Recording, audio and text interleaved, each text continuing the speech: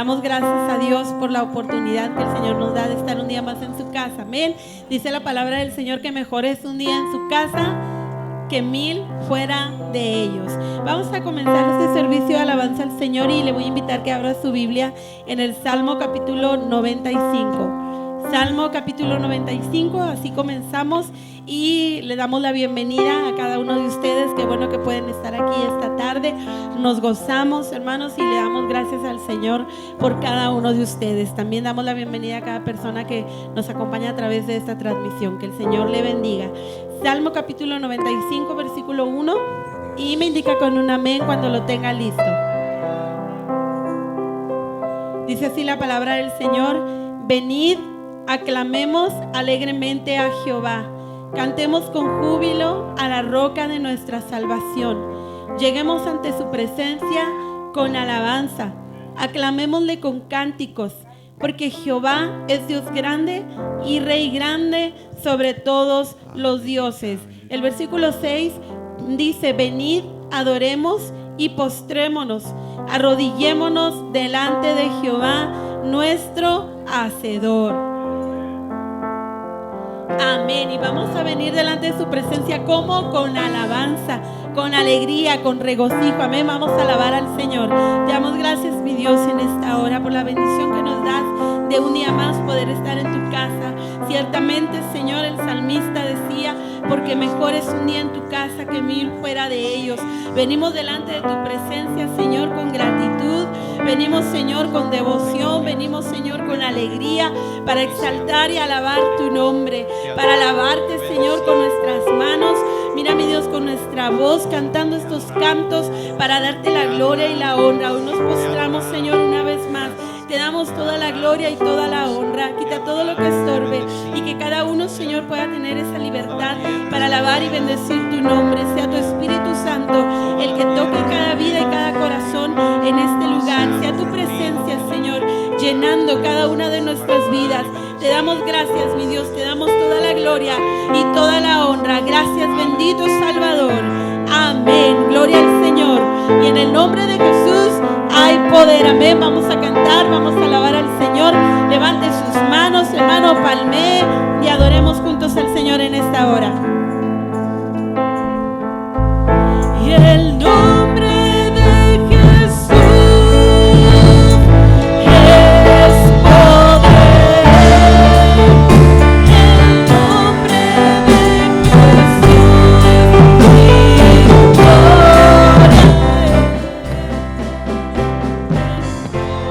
nombre de Jesús levanta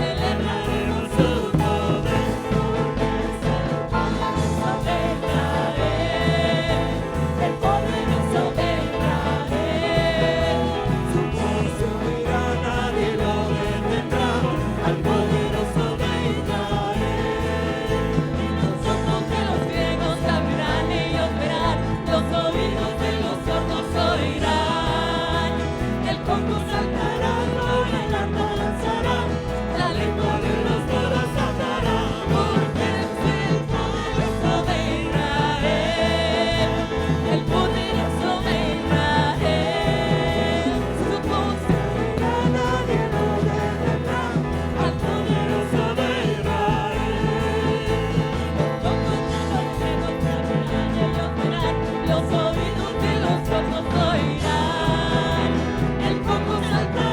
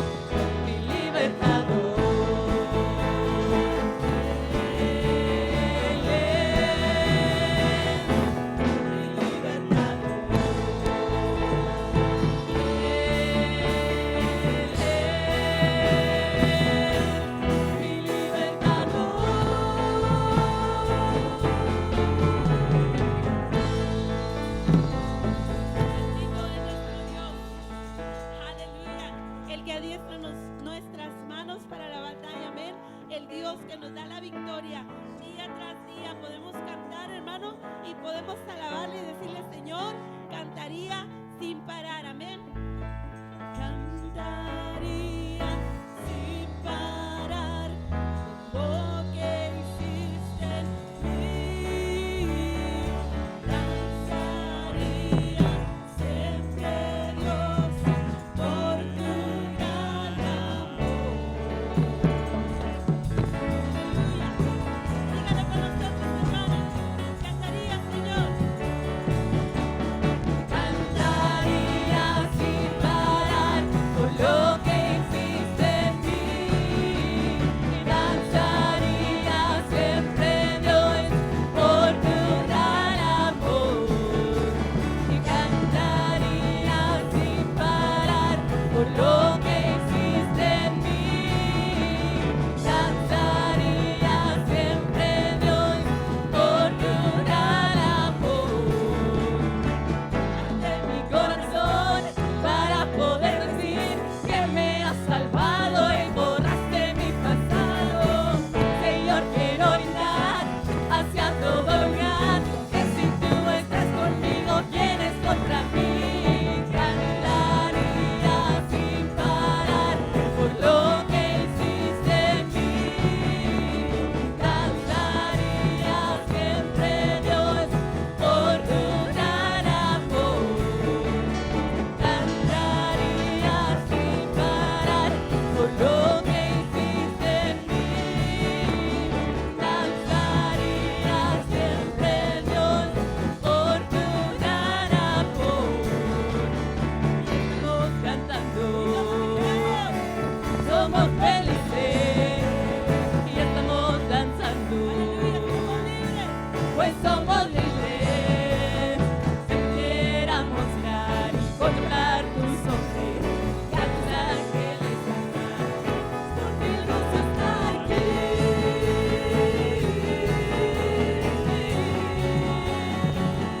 Porque el gozo está aquí.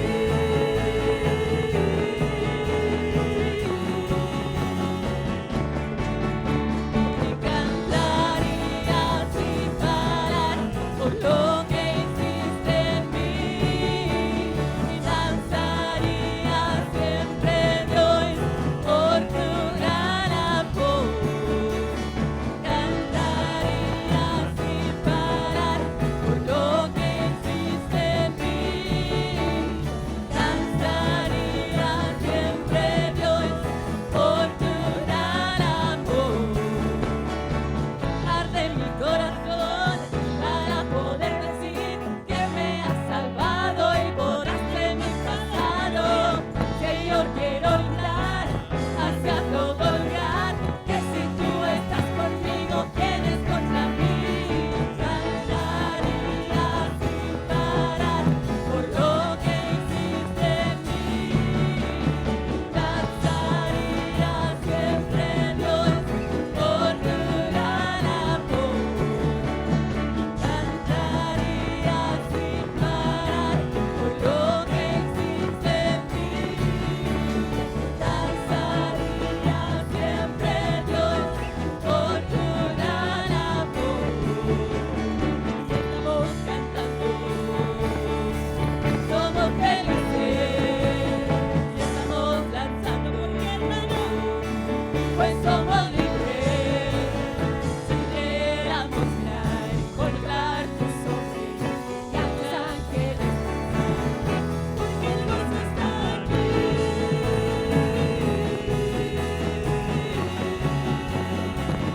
Porque el gozo está aquí. Porque el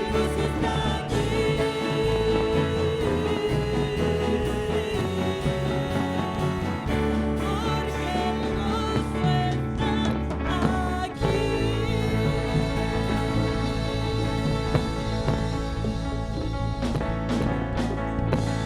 Aleluya. ¿Dónde está el gozo, mi hermano? Aquí, amén. Podemos cantar y alabar al Señor. Yo le invito para que voltee con el que está a su lado, atrás, enfrente. Dele una sonrisa, hermano, una sonrisa de esas que contagian, amén. Y dígale: porque el gozo del Señor está aquí. Cantamos: abre mis ojos, oh Cristo.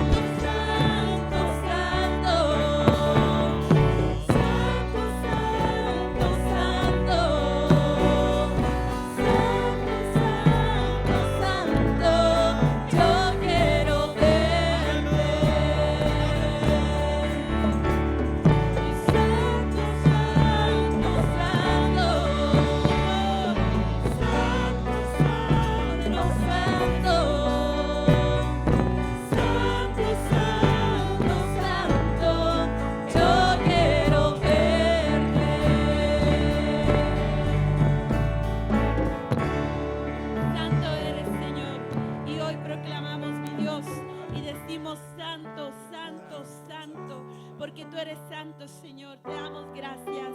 Bendito eres, Señor. Bendito es nuestro Dios. Vamos a orar por las ofrendas y los diezmos ahí en su lugar. Le invito para que nos unamos en reverencia y demos gracias al Señor y pongamos delante de Él estas ofrendas y estos diezmos. Amén. Quiero así pedirle a nuestro hermano Víctor Jara que nos dirija en oración y todos nos unimos con él.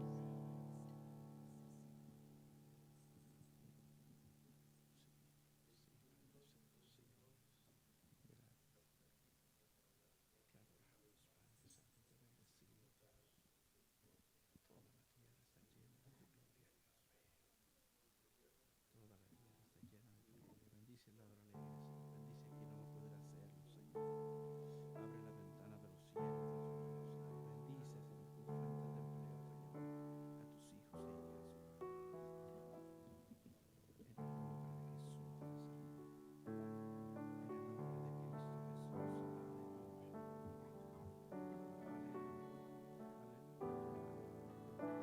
Amén. Y así podemos pasar y traer nuestras ofrendas al alfolí. Sobre todo nombre,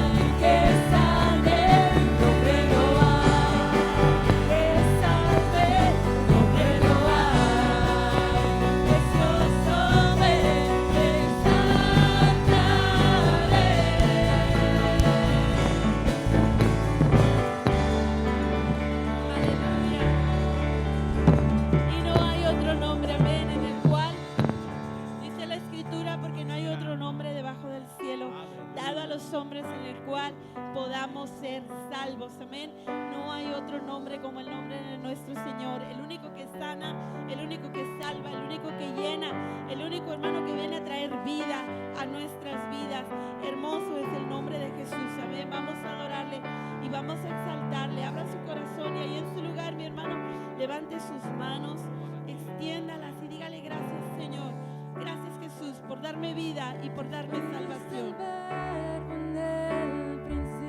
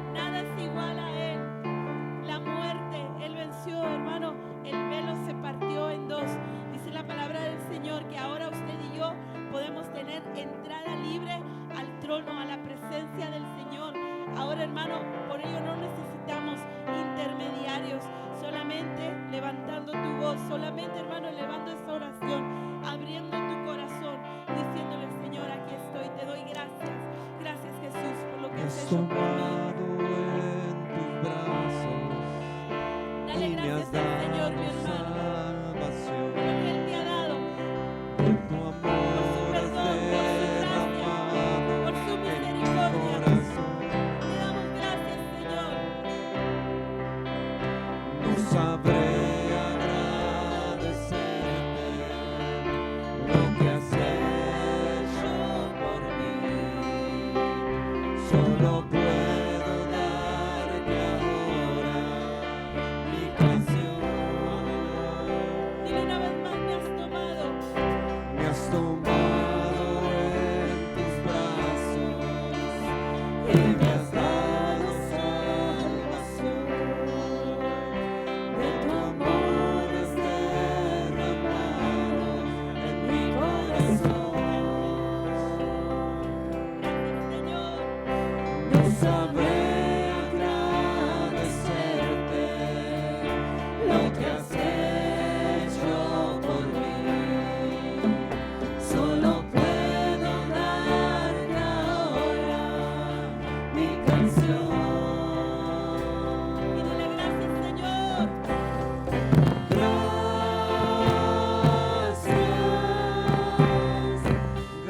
Gracias, Señor. Gracias, mi Señor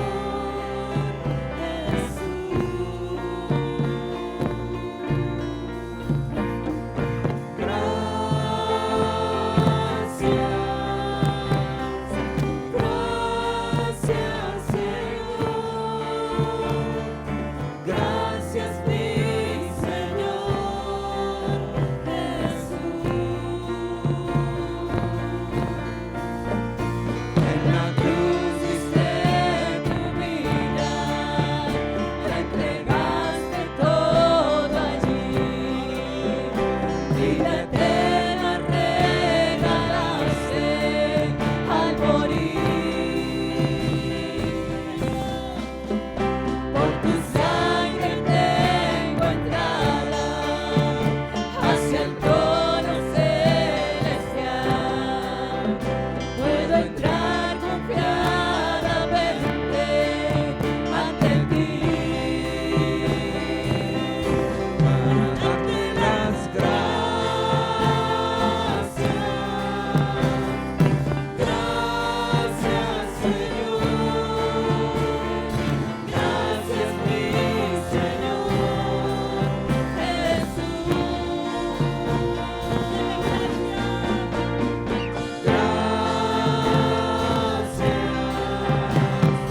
Gracias, Señor. Gracias, mi Señor Jesús.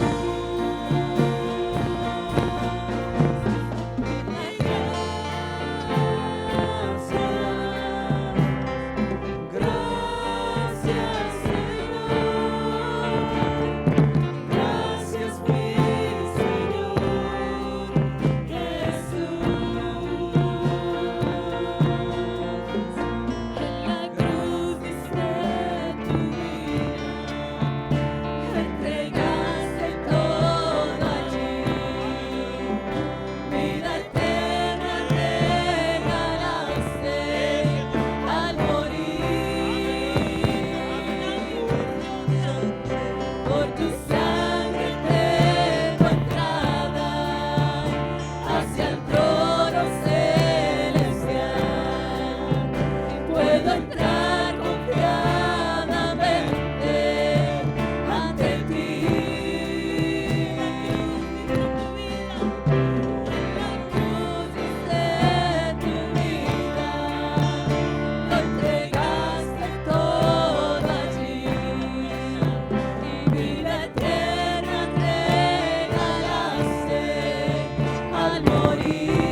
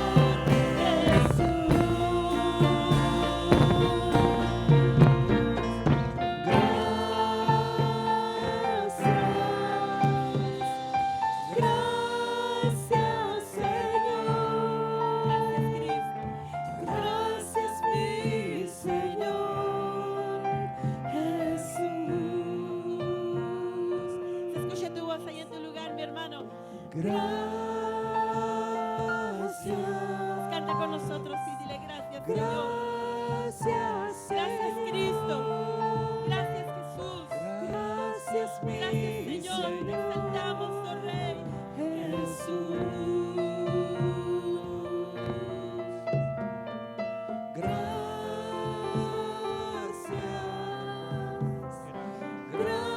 Gracias, Señor.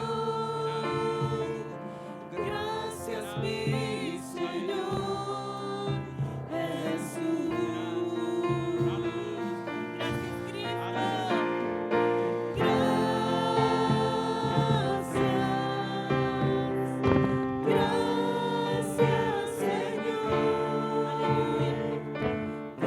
Gracias, mi Señor Gracias, Señor.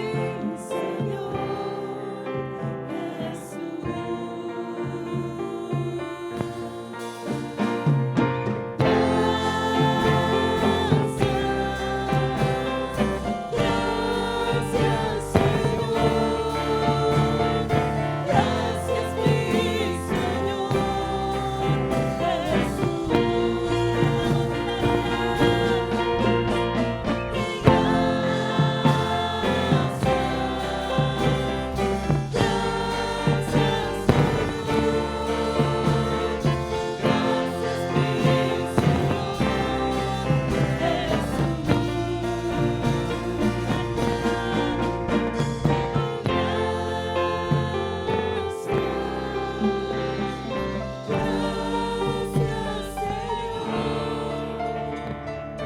Gracias, mi Señor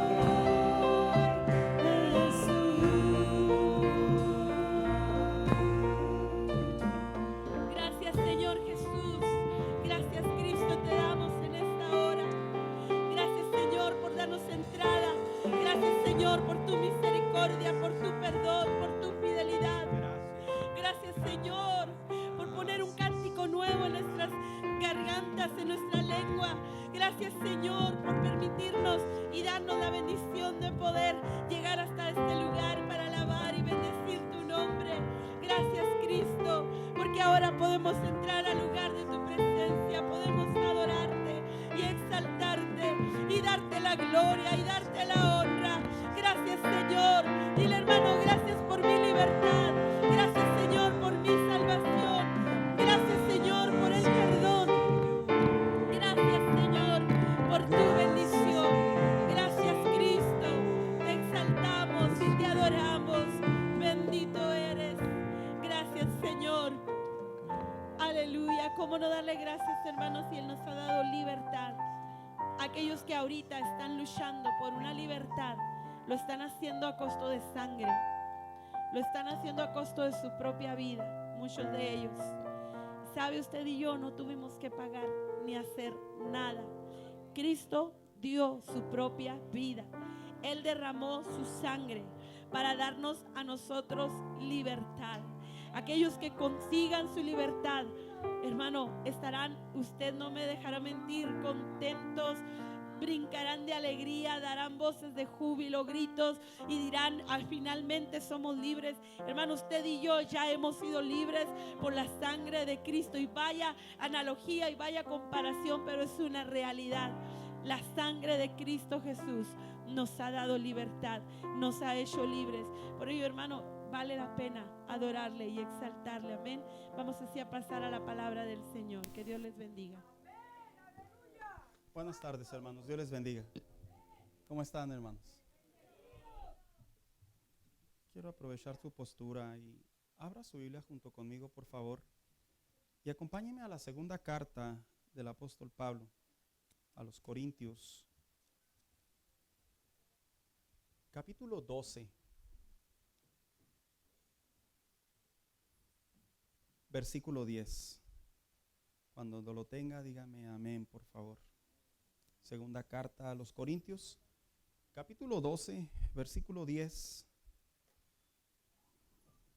Y dice la Biblia de la siguiente manera: por lo cual, por amor a Cristo, me gozo en las debilidades, en afrentas, en necesidades, en persecuciones, en angustia, porque cuando soy débil, entonces soy fuerte. Siéntese, por favor. Quisiera hacer la pregunta obligada que suelo hacer. ¿Quiénes han leído la segunda carta a los Corintios? Levanten su mano, porque entre los amenes se pierden, hermanos, y así para tenerlo en oración, para que la lea. Bien. ¿Sabe que la carta a los Corintios, la primera carta, tanto como la segunda, muestran un panorama muy diferente en que el apóstol Pablo escribe? Y la razón es porque la primera carta se dedica, más bien dicho, a adoctrinar a la iglesia en relación a una iglesia que en uno de sus viajes misioneros había ido y había fundado. Y tenían muchas preguntas como cualquier creyente nacido de nuevo. Pero la segunda carta a los Corintios tiene una temática un poco diferente. Se debería de comprender que debería de ser la continuación. Pero fíjese que no. La segunda carta a los Corintios en realidad es una carta más personal en respuesta a un problema que estaba viviendo la iglesia de Corinto. Y es que cuenta la historia que una vez que el apóstol Pablo llega y funda las iglesias ahí en Corinto y se va como apóstol a seguir llevando el evangelio, de repente le empezaron a llegar cartas al apóstol Pablo de la misma iglesia que habían recibido noticias que cuestionaban su apostolado. En otras palabras, pasaron de ser de una iglesia que tenía la guianza, el liderazgo apostólico, a ser una iglesia en donde poco a poco otras personas, principalmente los paganos, los judíos ortodoxos, comenzaban y estaban prácticamente diciendo: no, este hombre no es un apóstol, porque este hombre no caminó con Jesús, porque se cree que para poder tener el crédito, la certificación de ser apóstol en el Nuevo Testamento, tenían que haber sido enseñados por Jesús, tenían que haber sido llamados por Jesús y tenían que haber visto a Cristo resucitar. Y el apóstol Pablo no cumplía en ese momento, por así decirlo, con la misma calidad o características que los demás apóstoles. Y aquellos hombres comenzaron, dice la historia, a decir: no, este es solo un predicador más de los que existen. Cuando se cuestiona el apostolado del apóstol Pablo, que sí se cuestiona en la alta crítica, hermano, el apóstol Pablo, a pesar de que no estuvo en la misma etapa de los discípulos de Jesús, el haber sido llamado ahí cuando Jesús andaba en los 30 años, la Biblia sí enseña que el apóstol Pablo también tuvo ese mismo efecto. Cuando iba rumbo a Damasco, Jesús lo llamó. Cuando le dice: dura es dar coces contra el aguijón, y por causa de mí sabrás lo que es el evangelio. Ahí lo llama.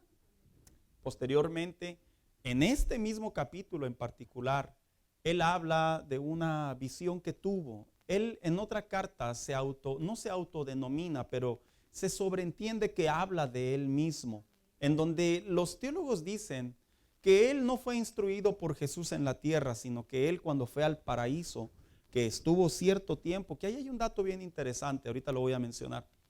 Se dice que él, estando en el paraíso, ahí fue directamente instruido por Jesús.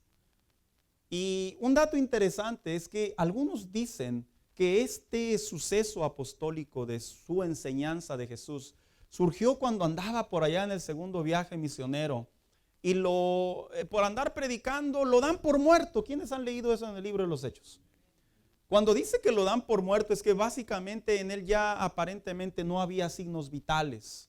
Se creía que ya estaba muerto por tanta golpiza que recibió por causa de los judíos. En otras palabras, como él era el apóstol de los gentiles, los judíos se enojaban y decían: no, tú no debes de andar predicando. Y en una de esas, por así decirlo, tal vez lo acorralaron o le pusieron un cuatrito, como dicen por ahí, ¿verdad? Y no se escapó, y aparentemente la manera en la que debía de ser castigada una persona era a pedradas. Así que los judíos, cuando apedreaban, hermanos. Así como cuando se jugaba la quemada, ¿verdad? ¿Quién se acuerdan de la quemada?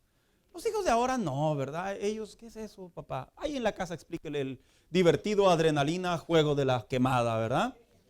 Que uno llegaba a la casa así, ¿verdad? ¿Qué pasó, mijo? No.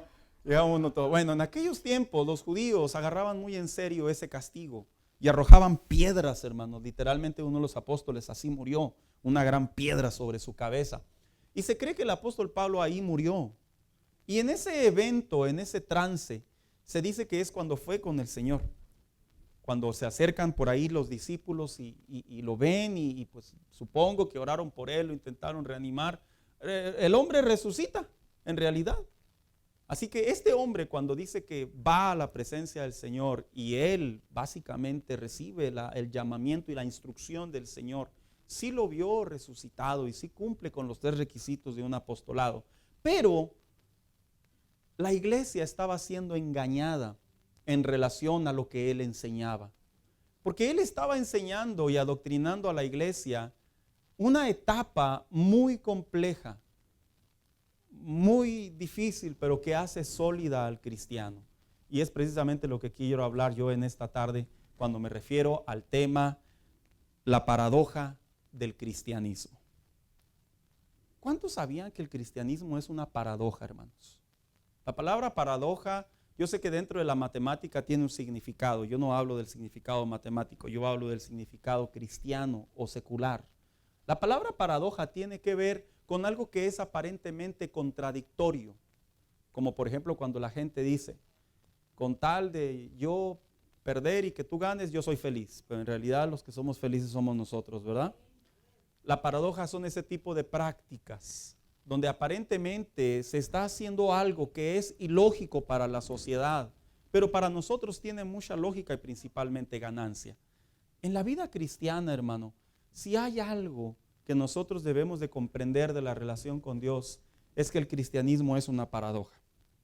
Mire, han llenado tanto los exponentes de decirle a la gente que el cristianismo es riqueza, posesión, poder y quién sabe qué tantas cosas más, que de alguna manera la generación de cristianos sí ha creído en buena fe, ha creído en buen ambiente el decir, bueno, pues vamos a hacernos brothers, ¿verdad? Para que nos vaya bien y ya pagar todas las deudas y mi suegra me quiera y mi esposa me haga caso y mis hijos me vean como el héroe de la casa, ¿verdad?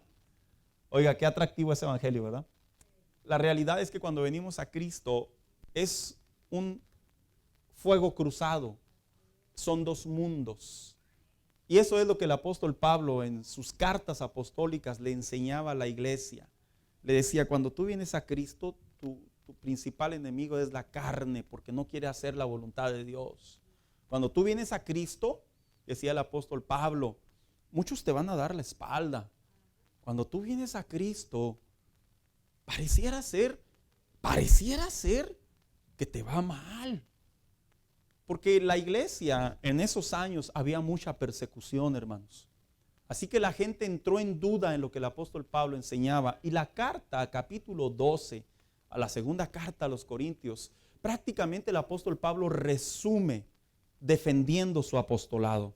Resume defendiendo su apostolado diciendo, sí soy llamado por Jesucristo, soy un siervo de Jesucristo, soy un apóstol. Él ha inspirado mis palabras, mis letras y todo lo que he enseñado a ustedes como Corinto, Galacia, Éfeso, Filipos y las demás ciudades que él hablaba, decía, yo lo puedo sustentar. Y de hecho cuando usted lee la carta a los Corintios y cuidadosamente lee cuántas veces este hombre habló lo que padeció el evangelio, que se le dijo.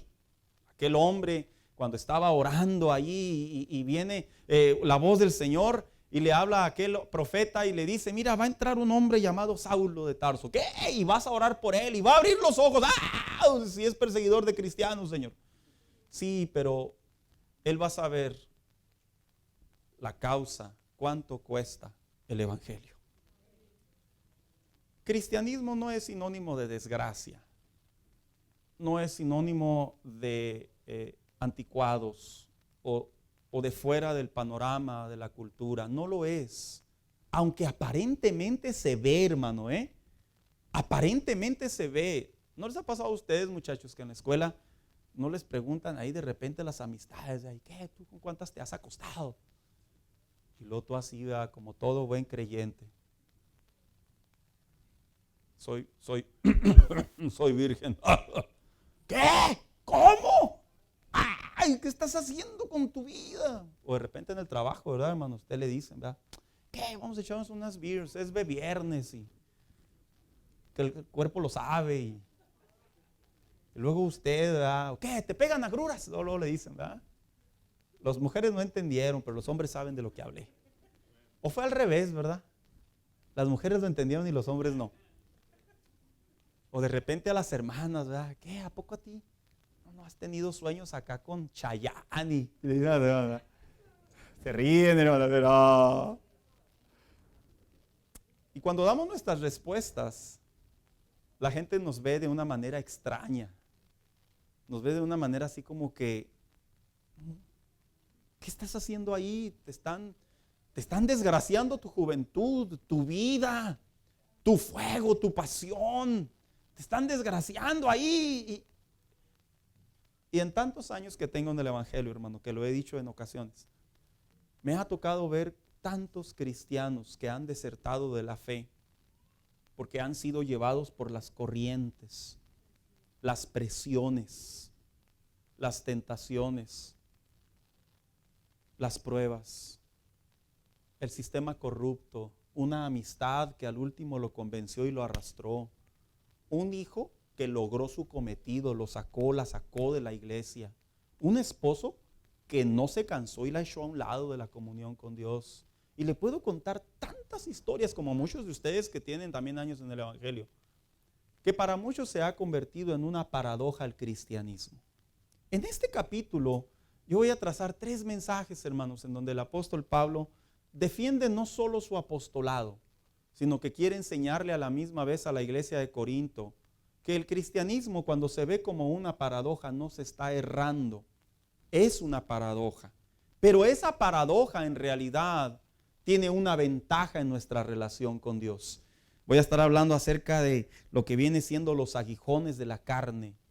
Los aguijones de la carne es esa etapa en la vida cristiana en donde, pues no, que dice el Señor que Él me ama y que Él quiere lo mejor para mí y me tiene en este estado batallando, sufriendo. ¿Por qué no veo la puerta? Y luego es como una especie de aguijón, ¿verdad? En la comunión entre nosotros y Dios, que Dios guarda silencio, que parece que Dios cierra los ojos, que parece que Dios voltea a otro lado, y el apóstol Pablo vivió en carne propia eso. Fue una paradoja para él. 2, hablar acerca de los efectos de ser cristiano en una sociedad que no teme a Dios, que es lo que vamos a hablar el día de ahora. Y 3, el significado de la humildad como hijo de Dios. Porque si usted lee este capítulo, el apóstol Pablo habla que él tuvo una visión, y él aparentemente en el tono en el que él habla, él está diciendo a la iglesia de Corinto, y puedo jactarme de esto y demás. Si hay alguien en el Nuevo Testamento que tuvo visiones, ¿quién cree que fue? El apóstol Pablo. Tuvo varias. No tuvo una, ni 2, ni 3, tuvo varias. Y en cada una de ellas, y es más, 2 con el Señor Jesucristo, y una ya en el cielo, y le puedo continuar, pero mejor lo dejamos ahí interesante, ¿verdad? Para ver cuántas tuvo. Eso no es no lo estoy diciendo con esto, hermano. Ahora ya entiendo, pastor, por qué tengo una visión todos los días. Bueno, tenga cuidado, lo aclaro. Si usted tiene una comunión con Dios muy estrecha y a Él le place, es posible que nos dé visiones. Pero si ahí andamos entre azul y buenas noches, ¿verdad? No, pastor, yo vi en el cielo, ahí el Señor extendía su mano. Ya ve cómo salen los YouTubes y los memes y todo eso, ¿verdad? Uno puede hacer figuras con sus ojos hasta donde la imaginación lo lleve. Ya no, es que me encontré una siervita y ella me habló. Cuidado con eso. Yo lo hago como una aclaración, dando a entender que el apóstol Pablo defendía su apostolado por estas 3 razones. Y le enseñaba a la iglesia de Corinto que el aguijón de la carne es una paradoja de la relación con Dios. Le enseñaba a la iglesia de Corinto que la causa de padecer por el hecho de ser cristiano en una sociedad es una paradoja. Pero también vivir en humildad delante de Dios, teniendo tanto potencial, también es una paradoja. Así que esta tarde yo solo me enfocaré en esta parte del mensaje que lo he titulado, y aquí le va a aparecer el título: la fuerza de la debilidad. Si usted logra ver a aquellos que son aficionados al ajedrez, una de las cosas que se enseña en el ajedrez es que los peones no son necesariamente peones. ¿Verdad que sí, los que juegan ajedrez sabemos eso? Los peones dicen que son los primeros que avientan. No es cierto. Se ha comprobado que los grandes juegos de ajedrez se ganan la partida con un peón. Y es lo más vergonzoso y lo más humillante que puede recibir un buen jugador. ¿Por qué? Porque aparentemente se cree que los peones nomás sirven de carnada. Pero en realidad lo que el apóstol Pablo quería enseñar es que lo paradójico de la vida, que puede aparentar mucha debilidad, ahí es donde se encuentra el poder de Dios. Así que cuando hablamos de este versículo, el versículo 10, él inicia su carta y su capítulo diciendo de la siguiente manera: por lo cual, por amor a Cristo. En otras palabras, la relación con Dios, la comunión con Dios, se debe de ver desde la perspectiva, Él me ama. Todo lo que me sucede a mi alrededor es porque Él me ama. Todo lo que pasa, lo que va a pasar o lo que ya pasó, oiga, pastor, no tanto así, no se mande. Yo me refiero desde la perspectiva cristiana cuando ya somos hijos de Dios. Porque cuando no somos hijos de Dios, el hombre deambula en oscuridad, en tinieblas, vive en su estado de mortandad y él encuentra la consecuencia de sus pecados. Por eso cuando la gente que no tiene a Cristo dice, no, pues es que yo me doy cuenta que a mí Dios no me ama porque me va muy mal. Lo que pasa es que te va mal porque estás alejado, separado, ausente de la comunión con Dios. No es tu Salvador. Cuando uno viene a Cristo, se conecta a una comunión con Dios en donde Él, en calidad de Padre, por amor a nosotros, por la cruz del Calvario, la gracia, la sangre del Señor, y puedo usar más términos teológicos, pero ahí le paro. Podemos nosotros determinar que en el cielo tenemos un Padre celestial y tenemos a Cristo a nuestro favor, diciéndonos, no solo te expreso mi amor en la cruz por perdonar tus pecados, sino que de ahora en adelante, por haber sido llamado hijo de Dios, todo lo que sucede a tu alrededor, por amor a mí, está en mis planes. O sea, pastor, cuando me quitaron la casa, ¿Dios sabía y lo permitió? Sí. Cuando perdí un hijo, cuando me divorcié,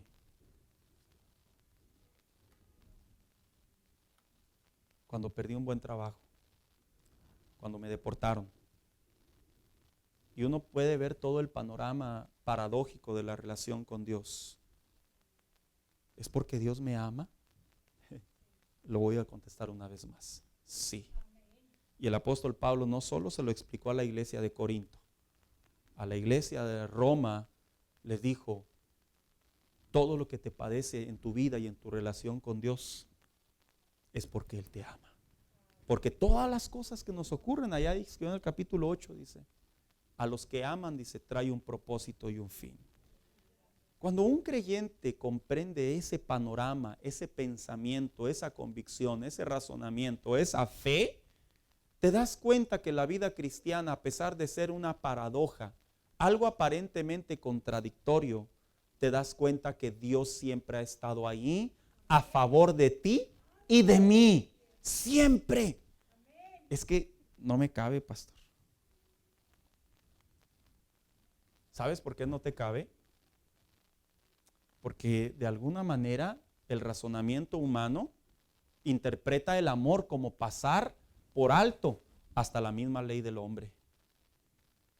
Porque en ocasiones se interpreta que por valentía hasta se debe de traicionar. Por sobrevivencia se debe de traicionar. Y esa cultura humana en la que nosotros vivimos y cada día estamos rodeados, choca con la palabra de Dios. Y el apóstol Pablo quería que la iglesia de Corinto no solo comprendiera su credencial de apostolado, sino a manera de conclusión se dieran cuenta que la relación con Dios, en todo lo que representa, de ahí en adelante, cuando uno inicia el evangelio, son aparentes contradicciones, pero no lo son. Es que es Dios cuidando tu vida, produciendo algo adelante para que tú no vayas hacia Él. Oiga, como cuando de repente uno le pasa, no sé si le ha pasado, hermano, que no encuentra las llaves del carro, de la troca, de la camioneta. Y ahí tiene a todos buscándolas, ¿verdad? Hasta el pobre perro. Y luego de repente las encontramos. Viene la esposa, ¿verdad? Las dejaste ahí en la mesa. No es cierto, mujer, las traías, tú las traías, ¿verdad? Y luego nos subimos al carro y curiosamente, casualmente, vamos manejando y adelante hay un choque. ¿Quién ha tenido esas experiencias, hermanos? Y uno dice, ¿por qué? Porque a veces esos pequeños detalles, como los grandes detalles, en el corazón del amor de Dios hacia sus hijos, hermanos, está siempre lo mejor para nosotros. Y el apóstol Pablo, cuando inicia este capítulo, este versículo, y le dice a la iglesia, por amor a Cristo, él expresaba algo más paradójico. Dice, me gozo. O sea que cuando se nos eche el motor, hermanos, a ustedes mejor, ¿verdad? A mí no. Del carro, de la troca, pues voltee y diga, bueno, Señor, me vas a dar otra, ¿verdad? Oh, ¿sabe qué hacemos? ¿Qué pasó, Señor? Yo te soy fiel. Oiga, hasta comprometemos el nombre. Yo diezmo, Señor. Así como que. Porque tenemos en concepto que las tragedias representan en realidad un espacio de tristeza. Y decía el apóstol Pablo, no. Porque sé que me ama, he aprendido a gozarme. Gozarme es prácticamente estar de acuerdo. Es no perder mi estado de ánimo. Es no perder mi entereza, no perder mi pensamiento, no perder mi reacción. Y saber que Dios tiene el control de todo. Y empieza el apóstol Pablo diciendo, en primer lugar, me gozo en las debilidades. Cuando usted lee la palabra debilidades en el castellano, pero nos vamos por ahí al original, se puede interpretar como lo que se le llamara cansancio, como lo que pudiera ser también falta de fuerzas, pero inclusive hasta enfermedades. ¿Sabía usted que el apóstol Pablo se cree que tenía una enfermedad? Que eso lo voy a hablar en la siguiente semana. Pero solo lo tomo a manera de tema para decir que el apóstol Pablo, en el estado de ánimo en el que él se encontraba físicamente, él decía a sí mismo, me gozo por esta causa. ¿Quién se goza en las debilidades? ¿Quién se goza en la enfermedad? ¿Quién se goza? Como que es un estado y un momento en el que lo único que experimentamos es preguntas acerca de nuestra comunión con Dios. ¿Por qué permites que esté en esta situación y no hagas nada? ¿Por qué permites que esté yo o la gente que me rodea, a quien más amo, a los que quisiera? Oye, hermano, como cuando se enferman los hijos, ¿no? ¿Quién no ha orado así? Señor, dame la enfermedad. Yo la aguanto, yo la quiero. Yo no quiero ver a mi hijo sufrir. Porque el apóstol Pablo interpretaba que en sus debilidades, en sus enfermedades, en sus momentos carentes, porque otra traducción de debilidad también se refiere al apóstol Pablo hablando de carencias económicas. Imagínense al apóstol Pablo, un personaje dentro del mundo de los fariseos que no le faltaba nada, hermanos. De hecho, estaba considerado, catalogado, el que podía reemplazar al siguiente fariseo que estaba en la posición entre los judíos, porque era el discípulo de Gamaliel. En otras palabras, era una eminencia. Y luego viene y conoce a Cristo, ¿y qué cree? Se pone a hacer carpas. ¿Qué cree? Para poder comer y poder todavía dar de comer a otros cristianos que estaban en persecución, se dedicaba a hacer carpas. Pues ¿de qué se trata el cristianismo? Que no se trata de que Él es el rey del oro y de la plata y yo no debo de carecer nada. ¿Quiénes han tenido ese momento agridulce en donde no traes ni gasolina ni dinero? Oh, me gozo, Señor. ¿Cuál me gozo? ¿Dónde estás, Señor? decía el apóstol Pablo, decía el apóstol Pablo, en mis necesidades, en mis debilidades, perdón, en mis carencias. ¿Sabes por qué decía él y relacionaba que la vida cristiana Dios está en completo control? Porque yo quiero figurar al apóstol Pablo, acorde a su parte biográfica por medio del Nuevo Testamento, que era un hombre que padeció dolencias, que padeció golpes literales, no golpes de amor como los de ahora. Me dejó, mami, no te preocupes, llega otra, ¿verdad, hermanas? Pero ella era la del Señor. Oh, no se te acabe el mundo, muchacho. Es que, pastor, yo sentí en mi espíritu. ¿Cuál espíritu? En tu mera carne. Si hubiera sido la tuya, te hubiera aguantado el ritmo de ser hijo de Dios y estaría temiendo a Dios y verías un buen futuro con ella. Pero si se fue, si te abandonó, te cortó por aguado, te cortó porque no haces lo que ellos hacen, te cortó porque no piensas como ellos. Gracias a Dios, porque no vas a batallar el resto de tu vida. Al contrario, va a llegar un hombre, una mujer que tema a Dios y tu gozo va a ser completo. ¿Por qué? Porque por amor a Dios encontraste lo contradictorio que fue que te abandonaron. No, los adultos lo entendemos, los muchachos no. Ellos están así como que, pastor, es un mentiroso. No, yo sé lo que te digo. Yo sé lo que te digo. No, pregúntele a mi esposa. Pero se fueron que hay 2, 3 filisteos. Ya, mira, ay, lo avala, mire qué bárbaro. Y el apóstol Pablo decía, en mis debilidades, una manera de expresar cuando no tengo, cuando ni mis fuerzas me alcanzan. Y decía el apóstol Pablo, entiendo que Él me ama. Entiendo que no estoy solo. Mire, hoy en día se vive un cristianismo muy difícil acorde a la cultura.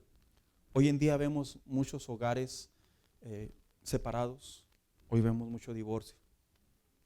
Hoy vemos mucha gente que por su integridad pierden sus empleos. Hoy en día vemos muchas personas que por hacer las cosas bien se quedan en desventaja. Y esa es la parte contradictoria en donde la gente le pregunta a Dios, ¿qué las familias no deben de estar unidas, Señor? ¿Qué los matrimonios no se deben de perdonar, Señor? Y al final del día el Señor le dijo, el apóstol Pablo al Señor, he aprendido a comprender que por mantener mi pensamiento, mi fe, mi comunión contigo, aún en mis carencias, sé que tu amor me protege. Y luego después dice el apóstol Pablo, en mis afrentas. Las afrentas se interpreta como los agravios, las ofensas, los insultos o los oprobios. Mira, va para los papás. Si tienes hijos, adolescentes, jóvenes e inclusive adultos, y tú por practicar tu fe, tus principios bíblicos, tu temor a Dios, tus hijos se te rebelan y se te super rebelan en versión Saiyajin, hiper, quién sabe qué. Escúchame bien, aunque tú los veas en un estado, escucha el consejo, no cedas, papá, no cedas. Porque en medio de esa batalla, en medio de esa tormenta, en medio de esa tercera guerra mundial que está en tu hogar, decía el apóstol Pablo, en mis afrentas me gozo porque sé que Él me ama. ¿Sabes cuántas personas rechazaron al apóstol Pablo por haberse convertido en seguidor de Jesús? Mira, él llegaba a las cortes romanas, lo reconocían como un fariseo de fariseos y sabían que cuando él posiblemente era un fariseo se le respetaba, pero ahora estaba en posición de cautivo, en posición de creyente y sabes, recibía afrentas por la causa, inclusive tanto así que se le voltearon los judíos, los mismos que le aplaudían, sí, ve por ellos, ahora lo perseguían. ¿Te das cuenta, papá, mamá? Tú no puedes ceder a la vida, a los pensamientos, los antojos, los caprichos, los deseos, los anhelos de tus hijos si no están acorde a la palabra de Dios. Yo entiendo que esto no se digiere muy bien. Es que usted tiene la ventaja, pastor, sus hijos son cristianos. que usted no está en mis zapatos, pastor. Usted no sabe que yo tengo poco de convertido. Yo ya llegué todo destrozado al evangelio y pues mis hijos ya vivieron una vida sin Dios y caminaron sin Dios y ahora yo intento resolver todo esto. Escúchame lo que te voy a decir. Ante los ojos de Dios, Él te trajo a buena edad. Él no se tardó. Él llegó en el momento apropiado para capacitarte, para darte la autoridad, la sabiduría de poder inclusive gobernar un hogar en donde tus hijos son inconversos. Hermanas, hermanos, si ustedes están padeciendo esa guerra de dos mundos en el matrimonio, porque sucede, tanto como cristianos como no cristianos. Hay matrimonios cristianos que uno de los dos no quiere. Ándale, vamos a echarle ganas. Ya, con lo que tengo es suficiente para la iglesia. Ya, déjenme en paz. O viceversa. Es más, que de hecho he de reconocer que a veces hasta los inconversos tienen un mejor entendimiento sobre la iglesia que los mismos creyentes. Y no es crítica, es la verdad. Y el apóstol Pablo decía, esas afrentas que yo experimento, que yo siento en carne propia, que yo vivo, porque oiga, antes éramos perseguidos por el impío, ahora somos perseguidos hasta por los mismos cristianos, ¿verdad? Ahora hasta los mismos cristianos nos persiguen, nos hacen bullying cristiano, ¿verdad? Ándale, hombre, tómate una, no pasa nada, una no es ninguna. Te crees muy santurrón. ¿A dónde vas? A ver, ¿quién es tu pastor? De seguro te está checando, ¿verdad? Y viene ese asedio sobre la fe de los hijos de Dios. Y volteamos a ver como cualquier otro creyente, hermanos. Y decimos, esto está raro. Él sí puede y yo no puedo. Esto es contradictorio. Uno de los dos tiene la verdad. Y decía el apóstol Pablo, las afrentas, las ofensas, los insultos, el oprobio, ahí está Dios conmigo. Miren lo que dice Salmo 121, 1 y 3. Alzaré mis ojos a los montes. ¿De dónde vendrá mi socorro? Mi socorro viene de Jehová, que hizo los cielos y la tierra.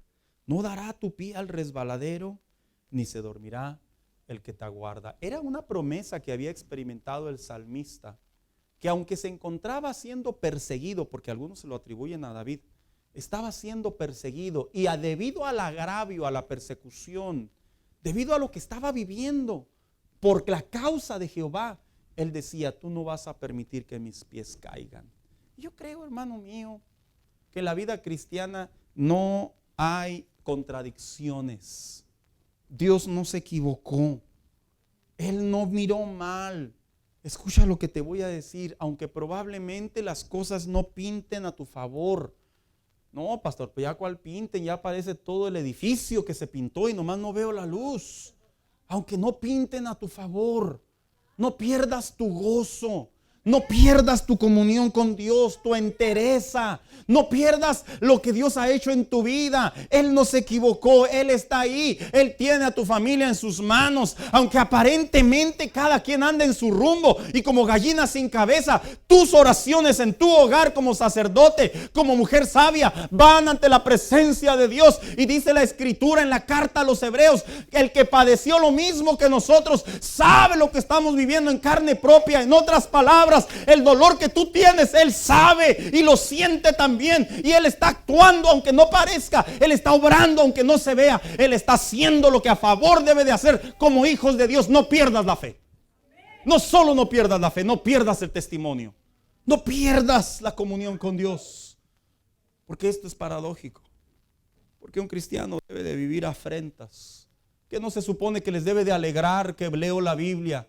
No se supone que les debe de alegrar que ya no tomo, que ya no fumo. No se supone que les debe de alegrar que ahora llego temprano a casa. No se supone que les debe de alegrar que ya he cambiado, puedo tener paciencia, ahora estoy desarrollando el carácter de Cristo. No se supone, no, la verdad no, porque este mundo quiere lo incorrecto, quiere lo impío, quiere lo que está en contra de la palabra de Dios. Lo digo abiertamente. En el sentido de que no hay otra manera de interpretarlo. Una persona que no tiene a Cristo difícilmente, para no usar el término imposible, va a poder vivir en la comunión con Dios. Y el apóstol Pablo decía, me gozo por amor, por lo que ha hecho en mi vida en las afrentas. Yo me quiero imaginar que el apóstol Pablo cuando era perseguido, yo me quiero imaginar, estoy haciendo una suposición, que se le venía a la mente. Y Jesús mismo dijo, bienaventurados los que por mi causa los persigan. Bienaventurados los que por mi causa hablen mal de ellos, dando a entender. Y el apóstol Pablo, de esto se trata la vida cristiana. No van a entender. Y si ellos no entienden, por lo menos yo sí debo de entender. Y yo debo de entender que mi comunión con Dios vale más que la afrenta que estoy viviendo. Pon en una balanza y dime qué vale más. Si ceder a la persecución, ceder a los antojos, a los placeres, a los ruegos. Si es más fácil ceder o mejor ceder que estar en la presencia de Dios. Tú decides. Como le dijo al pueblo de Israel allá en Deuteronomio, pongo delante de ustedes lo bueno y lo malo, ustedes elijan. Y lo decía el apóstol Pablo, necesidades. Cuando habla de necesidades, está hablando en esa parte de no poder cumplir lo que él aspiraba a hacer. Porque dejemos las cosas en claro, hermanos. El apóstol Pablo tuvo que dejarlo todo. ¿A poco usted cree que el corazón del apóstol Pablo era de hule y él no tenía emociones? Claro que tenía emociones. Claro que le dieron la espalda. Y estas necesidades a las que él se refiere en esta ocasión, se refiere a esa parte humana. Mira, si algo se vive en el cristianismo, es un grado de soledad. Porque las personas con las que nos relacionamos no comprenden muy bien el mundo cristiano, más que lo que enseña la sociedad, que hoy en día se ve medio raro. No es como que uno llega ahí con papá o mamá o los hermanos, y no me refiero en la fe, me refiero carnales. Y uno les cuenta, mira, fíjate que a quién más le puedo contar este asunto más que a ti, eres mi familiar. Y luego que nosotros empezamos a expresar nuestras emociones, nuestro corazón. ¿Sabes cuál es lo primero que generalmente nos dicen? Tú sabes. Tú quisiste ir ahí. Tú sabes, tú eres cristiano. Tú debes de saber cómo. Esto es bien sencillo. Dale chicharrón. Esto es bien sencillo. Tú ve y échate unas beers y se te olvida. Si no se te quita, se te olvida un rato. Y generalmente nos dan tips, ideas, que emocionalmente hablando, hermano, necesitamos. Emocionalmente hablando. Porque cuando vemos los comerciales que pasa ahí la Budweiser, ¿verdad? Y luego todos bien contentos. Eso pega a las emociones, a la mente, es mercadotecnia. Y un día le dije a alguien, ¿y por qué mejor no ponen, verdad? Y la Batla y luego ponen los carros chocados, los muertos ahí. ¿Por qué? Pues porque obviamente no lo van a proyectar. Cuando tú y yo vemos este mundo que en realidad se rige de otra manera, el cristiano crea una especie de soledad. Y es una soledad que se carga, hermano, humanamente hablando. Es una soledad que se carga y se sobrelleva. Pero cuando el apóstol Pablo decía, pero aún me gozo en ello, es porque el apóstol Pablo sí encontró una salida. ¿Y sabes quiénes fueron? Sus amigos. El apóstol Pablo tenía buena amistad con Lucas, el escritor de Lucas, el médico, el griego. Tenía buena relación con Timoteo. Tenía buena relación con Bernabé, aunque unos dicen que se quebró. Y tenía buena relación con otros hombres que no son muy conocidos en la Biblia. Pero él encontró que por medio del evangelio, por medio del amor a Dios, él podía encontrar esa parte emocional que le permitía continuar. Hermano, si algo le sucede al cristianismo de hoy en día es que difícilmente hacen amistad. Ya no es como antes. Ahora ya uno saluda de lejecitos, ¿verdad? No es malo. Haz amigos cristianos. Convive con tus hermanos en la fe. No te aísles. No te quedes solo tragándote, perdón la expresión, tus problemas. No te quedes solo con preguntas. Es bíblico que el cristianismo dentro del mismo cuerpo de Cristo encuentra fortaleza. Si el apóstol Pablo se hubiera aislado y se hubiera quedado ahí sin nadie, sin nada, mira, no hubiera sido tal vez el mismo efecto su relación con Dios. Y luego después dice, no solo me gozo también por cuestión de las debilidades, las afrentas y las necesidades y las persecuciones, que ya lo toqué más adelante, sino por último dice, y en las angustias. Ahora en la escuela dominical el hermano Víctor nos daba ahí un panorama muy interesante, la diferencia entre la ansiedad y las angustias. Y él nos decía que la ansiedad es un estado imaginario, que es también pues, real en cierta manera. El miedo no anda en burro.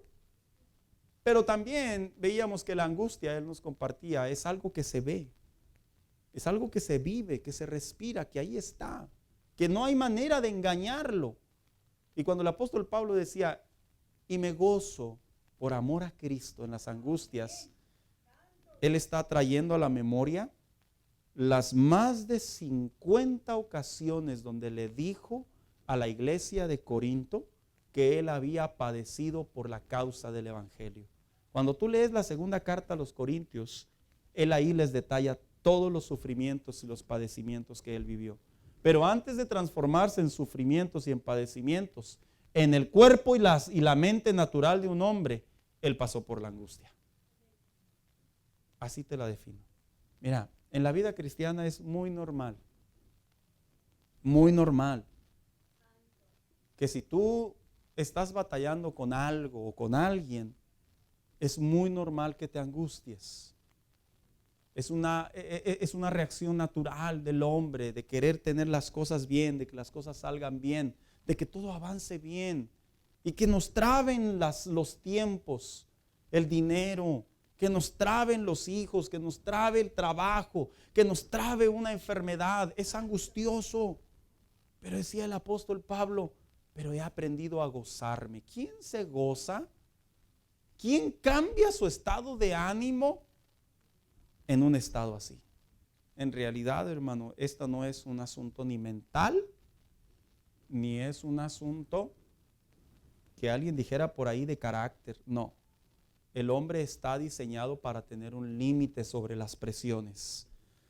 Pero cuando el hombre viene a Cristo, cuando el hombre se acerca a Dios, el hombre recibe la fuerza que se transforma en una seguridad para poder mantenerse fiel a la comunión con Dios, fiel a la palabra de Dios, fiel a los planes de Dios, fiel a los proyectos de Dios. Mira, hermano mío, el mismo apóstol Pablo en otra carta dijo, aquel que comenzó la buena obra va a ser fiel para terminarla. Lo que quería decir, no importa en el estado en el que te encuentres y posiblemente la angustia que estés sufriendo, no se va a quedar ahí tu vida. Vas a avanzar y vas a caminar y vas a encontrar la bendición de Dios, las promesas de Dios, y todo esto será pasajero, pasará a un lado más y no será más causa de sufrimiento, sino al contrario, desde ya empieza a disfrutar el gozo del Señor. Desde ya. Dice el libro de los Salmos 34, 17 y 18, los justos claman y el Señor los oye, los libra de todas sus angustias. El Señor está cerca de los quebrantados de corazón y salva a los de abatido espíritu. En otras palabras, Él ve nuestro corazón. Hay gente que entra a nuestras iglesias, hermanos. Sí entran con muchas preguntas sobre el cristianismo. Te he orado tanto para que le salves, para que lo cambies, para que lo ayudes. Ya me cansé. Te he pedido tanto que me ayudes con esta situación. Y se van cansando las fuerzas. Señor, un año más y no has hecho nada. Y es natural pensar así. Pero decía el apóstol Pablo, pero en la debilidad está la fortaleza. ¿Por qué decía, y con esto concluyo, que en la debilidad está la fortaleza? Porque el apóstol Pablo encontró que la debilidad es la ausencia de una autosuficiencia. ¿Qué significa? Que como seres humanos, inclusive como cristianos, tenemos un grado de querer resolver los problemas. Y yo no me refiero a la inteligencia y al razonamiento que Dios nos ha dado, no. Yo me refiero a veces a querer salir del estado en el que estamos fuera del tiempo de Dios. A eso me refiero yo. ¿Te imaginas cuántas veces el apóstol Pablo tuvo la oportunidad de desertar, de declinar, de burlar, como le dijo a la carta a los Gálatas? Dios no puede ser burlado. Y no se refiere a la carcajada, se refería a que no podemos movernos del plan de Dios. A eso se refiere la burla, a la esquivar. ¿Te has dado cuenta cómo el apóstol Pablo, humanamente hablando, era para que se quedara loco, para que se quedara demente y para que se quedara traumado por la causa de Cristo? Y él todavía decía: me gozo en todo esto. Hermanos, estamos hablando de la historia de un hombre que tenía una comunión con Dios. Vente, hija. Que aprendió a dejarle a Dios todo. Dejarle a Dios todo no significa olvidar. Y ya no quiero pensar nada. Como dice el dicho de cuando jugábamos como niños, ¿verdad? Soy de palo.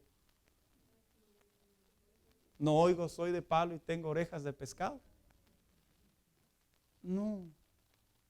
Todo se ve y todo se oye. Y está bien vivito. Ha habido ocasiones donde yo les he contado, hermanos, y otros hemos testificado, que cuando aparentemente no se ve nada, sale Dios al encuentro. Yo lo he visto, yo lo vivo. En serio, yo lo vivo. Y aunque a veces la mente traiciona, porque sí traiciona,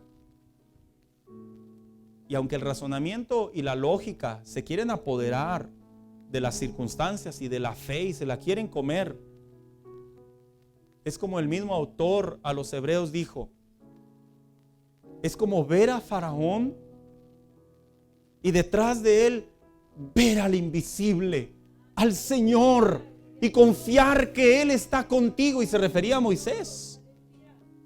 Hermanos, cuando se vive el cristianismo, que es una paradoja, cuando se ve de esa manera, ya te preparas que lo que viene no va a acabar contigo, que lo que aparentemente cambia los planes no cambia los planes de Dios, que aparentemente lo que no se solucionó cuando ya era el deadline, el tiempo estimado, significa que Dios no pueda hacer un milagro, que lo que aparentemente se muestra que ya estás en desventaja, eres hijo de Dios y jamás serás avergonzado. Esos son los paradigmas o las paradojas del cristianismo. Y todo eso se crea en el corazón. Aquí se crea. Y mira, uno puede vivir la vida. No vive uno la vida engañado. No, seguro, confiado, que cada paso que damos en comunión con Dios, en integridad con Dios, que se va generando un ritmo, hermano.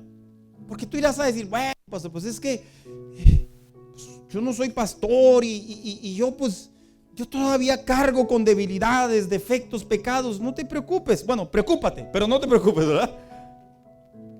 En el sentido de que Dios no te ve y te dice: hazte para allá, mugroso, hueles a pecado. No, a eso me refiero.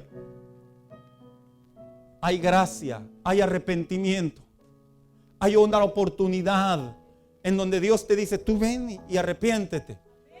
Limpiamos todo otra vez y te vuelves a levantar. Así como las mamás, que no nos pasan una, nos pasan millones y no nos dejan de amar.